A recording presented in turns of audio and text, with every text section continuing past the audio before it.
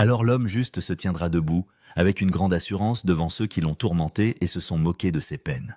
En le voyant, ils seront agités d'une peur panique. Ils seront stupéfaits de le et de le voir sauvé contrairement à ce qu'ils attendaient. Le cœur angoissé, ils gémiront, ils regretteront leur conduite et se diront les uns aux autres. C'est l'homme dont nous avons ri autrefois, celui dont nous nous sommes moqués. Insensés que nous étions.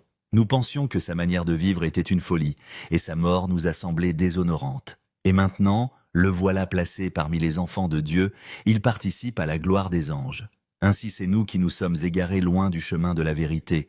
La droiture n'a pas éclairé notre vie de sa lumière, le soleil ne s'est pas levé pour nous. Nous nous sommes empêtrés dans les ronces du mal destructeur, nous avons parcouru des déserts sans piste, mais nous n'avons rien voulu savoir du chemin tracé par le Seigneur.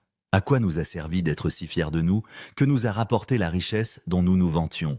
Tout cela a disparu comme une ombre, comme une nouvelle vite oubliée. Quand un navire fend les vagues de la mer, on ne découvre bientôt plus les traces de son passage. Sa coque ne laisse aucune marque sur les flots. Quand un oiseau vole à travers les airs, on ne retrouve aucun indice de son trajet. En agitant ses ailes, il frappe l'air léger, il le fend d'un élan puissant et s'y ferait un chemin. Mais ensuite, aucun signe ne révèle qu'il a passé par là. Quand une flèche est lancée vers le but, l'air qu'elle déchire se referme aussitôt, de sorte qu'on ne voit plus rien de la trajectoire qu'elle a suivie. Eh bien, il en va de même pour nous. À peine nés, nous avons disparu. Nous n'avons laissé aucune trace de bonnes actions derrière nous.